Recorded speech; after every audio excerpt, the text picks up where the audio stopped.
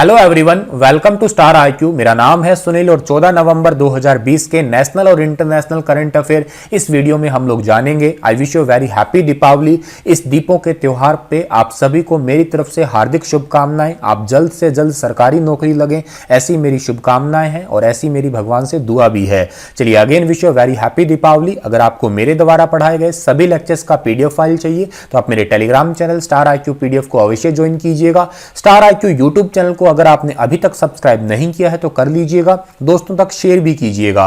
कल आपसे सवाल पूछा था, उसका सही जवाब क्या रहेगा? निम्न में से किस देश के प्रधानमंत्री शेख खलीफा बिन सलमान अल खलीफा का हाल ही में 84 साल की उम्र में निधन हो गया? तो इस क्वेश्चन का सही आंसर रहेगा बहरीन। बहुत सारे बच्चों ने इसका सही जवाब भी दिया है। आगे बढ़ते हैं और आज का पहला क्वेश्चन है 2021 के लिए मूडीज ने भारत की जीडीपी वृद्धि का अनुमान संशोधित करके कितना कर दिया है? तो अभी रिसेंटली जो इसको रिवाइज्ड किया है और ये किया है 8.6%, यानी कि बी ऑप्शन जो है इस क्वेश्चन का हमारा वो बिल्कुल ठीक रहेगा। मूडीज इन्वेस्टर्स सर्विस के रूप में इसे जाना जाता है और ये दुनिया भर की तमाम टाइप की रेटिंग दिया करती है, तमाम एजेंसियों को दिया करती है। उनके सर्विस के आधार पे, उनके यूं कहिएगा जीडीपी के आधार पे, उनके ग्रोथ के आधार पे और उनके फाइनेंशियल रिसर्च के आधार पे भी। मूडीज करती क्या है? इंटरनेशनल फाइनेंशियल रिसर्च करती है और उसी के आधार पे अपनी एक रिपोर्ट देती है। हालांकि पहले मूडीज ने 2020 के लिए जो है जीडीपी का पहले से प्री डिफाइन किया था, कंप्रेस्ड किया था इंडिया के लिए 8.9% माइनस के लिए, ठीक है।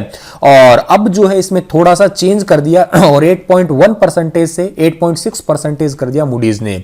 अब मूडीज की स्थापना 1909 में हुई थी। मूडीज के सीईओ का नाम रेमंड है। मूडीज का हेडक्वार्टर न्यूयॉर्क में है। किस राज्य ने सरना संहिता पर एक प्रस्ताव पारित किया है? सरना संहिता पे अभी रिसेंटली झारखंड ने एक प्रस्ताव पारित किया है। ए ऑप्शन जो है इस क्वेश्चन का हमारा वो बिल्कुल ठीक रहेगा। बेसिकली देखिएगा, सरना बहुत टाइम से इसके लिए मांग कर रहे थे, धरना दे रहे थे या प्रदर्शन कर रहे थे। एक अनुयायी है, एक वास्तव में एक यूं कहिएगा प्रकृति के उपासक होते हैं ये, और ये खुद को हिंदू नहीं मानते हैं। ये बहुत लंबे टाइम से मांग कर रहे थे हमें एक अलग धार्मिक पहचान मिले, और यह सरना संहिता पारित होने का मतलब है इनको एक अलग धार्मिक जो है पहचान मिली है। 2021 की जनगणना में इनकी एक अलग पहचान रहेगी। इनको एक सरना संहिता के नाम से अलग से जाना जाएगा। झारखंड की सर्वसम्मति में जो है झारखंड की विधानसभा में 11 नवंबर 2020 को यह पारित किया गया है कानून। तो काफी इंपॉर्टेंट रहेगा ये वाला क्वेश्चन। जिक्र अगर झारखंड का करते हैं तो झारखंड की राजधानी रांची है, मुख्यमंत्री हेमंत सोरेन है, पॉपुलेशन 3.19 करोड़ है और इसकी स्थापना 15 नवंबर 2000 को हुई थी। केंद्र सरकार ने कोविड सुरक्षा मिशन के लिए कितनी राशि प्रदान करने का निर्णय किया है? केंद्र सरकार ने अभी रिसेंटली कोविड सुरक्षा मिशन के लिए 900 करोड़ रुपए की राशि प्रदान करने का निर्णय लिया है। डी ऑप्शन जो रहेगा इस क्वेश्चन का हमारा वो बिल्कुल ठीक रहेगा। हमारी भारत की वित्त मंत्री जिनका नाम है निर्मला सीतारमण, जो कि पूर्णकालीन महिला वित्त मंत्री है, इनसे पहले कार्यवाहक रह चुकी थी इंदिरा गांधी, उन्होंने कोविड सुरक्षा मिशन के तहत 900 करोड़ रुपए का आर्थिक सहायता पैकेज घोषणा करने की निर्णय लिया है अभी रिसेंटली। और इसमें होगा क्या? भारत के अंदर आने वाले टाइम के अंदर जो कोरोना वैक्सीन है उसको जल्द से जल्द बनाया जाएगा, उसका इंजेक्शन बनाया जाएगा ताकि लोगों की इम्यूनिटी बढ़ सके और इस कोरोना महामारी से निजात मिल सके। कोरोना की जितनी भी रिलेटेड प्रॉब्लम्स है उनको दूर करने के लिए ये 900 करोड़ रुपए जारी किए गए हैं केंद्र सरकार के द्वारा। आगे बढ़ते हैं। अगला क्वेश्चन हमारा है कि केंद्र सरकार ने पूर्वोत्तर और हिमालयी राज्यों से फल और सब्जियों के हवाई परिवहन के लिए कितना अनुदान प्रदान करने की घोषणा की है? देखिएगा क्या होता है कि हिमालय राज्य यानी कि जैसे उत्तराखंड की बात कर रहे हो, JNK की बात कर रहे हो, हिमाचल प्रदेश की बात कर रहे हो, तो यहाँ पे फल सब्जियां बहुत होती है, लेकिन ट्रांसपोर्ट ट्रक वगैरह से लेके आते हैं तो एक तो देर बहुत लग जाती है और लाना थोड़ा सा महंगा भी पड़ सकता है। लेकिन क्या होता है कि अगर जल्दी लेके आना है वहां से फल और सब्जियां तो हवाई यात्रा जो है वो काफी ठीक रहेगी, क्योंकि पहाड़ों में ट्रक घूमता रहेगा, बहुत टाइम लग सकता है।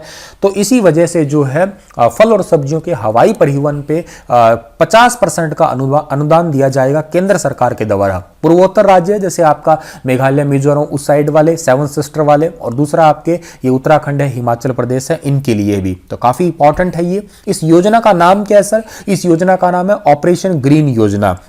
इस योजना का सीधा सा उद्देश्य है कि सब्जी के कारोबारी हैं उनको लॉकडाउन के कारण जो आर्थिक मंदी हुई थी उससे अब उबारने के लिए जरूरी उनको सहायता प्रदान करने के लिए ऑपरेशन ग्रीन योजना शुरू की गई है। बहुत बहुत इंपॉर्टेंट है ये योजना। इस योजना को वैसे 11 जून 2020 को लागू किया गया था भारत के अंदर। आगे बढ़ते हैं, अगला क्वेश्चन हमारा है कि किस देश ने सेवानिवृत्त सैन्य कर्मियों को सहायता प्रदान करने के लिए एक नया कानून बनाया है।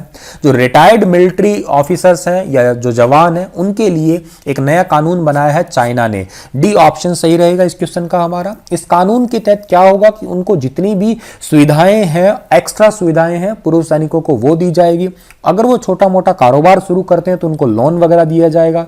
चाइना में तकरीबन 57 मिलियन पूर्व सैनिक हैं, उनको इस योजना का लाभ मिलेगा और यह योजना 1 जनवरी 2021 से पूरे देश के अंदर लागू कर दी जाएगी। अगर मैं जिक्र कर रहा हूं चाइना का, तो चाइना की कैपिटल बीजिंग है। बीजिंग में दुनिया में सबसे पहले 5G इंटरनेट आया था और चाइना ने 6G के लिए भी अभी रिसेंटली जो है वो एक सैटेलाइट लॉन्च किया है। दुनिया में सबसे पहले देश में साउथ कोरिया में हुआ है, लेकिन राज्य या मैं कहूँगा पर्टिकुलर जगह जो है आपकी वो बीजिंग में, ठीक है, पर्टिकुलर आप एरिया या शहर कह सकते हैं, तो बीजिंग शहर रहेगा वो। चाइना की कैपिटल बीजिंग हुई, चाइना की करेंसी रिनमिनबे है, चाइना के राष्ट्रपति का नाम शी जिनपिंग है। वुहान सिटी में रिसेंटली अभी एक हुआ था, हेल्थ से रिलेटेड समिट हुआ था। वुहान में सबसे पहले कोरोना वायरस आया था, ये भी बात आप याद कर सकते हैं।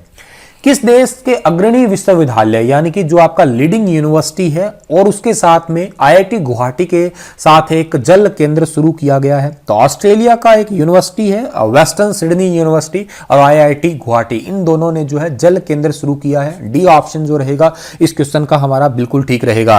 ये 5 साल का जो है एक अनुबंध है इन दोनों यूनिवर्सिटी या दोनों देशों के बीच में, और इसका सीधा सा उद्देश्य है कि जल संबंधी जितने भी मुद्दे हैं, समस्या है, उनसे समाधान लेना ही इसका उद्देश्य है।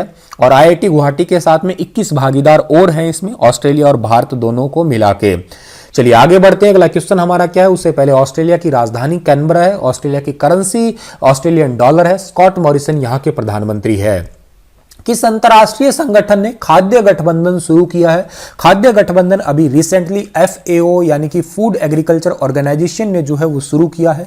ए ऑप्शन जो है इस क्वेश्चन का हमारा बिल्कुल ठीक है। इसका सीधा सा उद्देश्य यही है कि जितने भी देश है जहां पे खाद्य का यानी कि आपका खाने पीने की समस्या है, वहां पे खाद्य आपूर्ति करवाना, ठीक है, इसका सीधा सा उद्देश्य है इस योजना का ही, ठीक है। इसमें तकरीबन अभी तक पूरी दुनिया के 35 देश इस गठबंधन में शामिल हुए हैं। FAO की बात कर रहा हूं तो FAO का हेडक्वार्टर रोम इटली में है और इसकी स्थापना 16 अक्टूबर 1945 को हुई थी।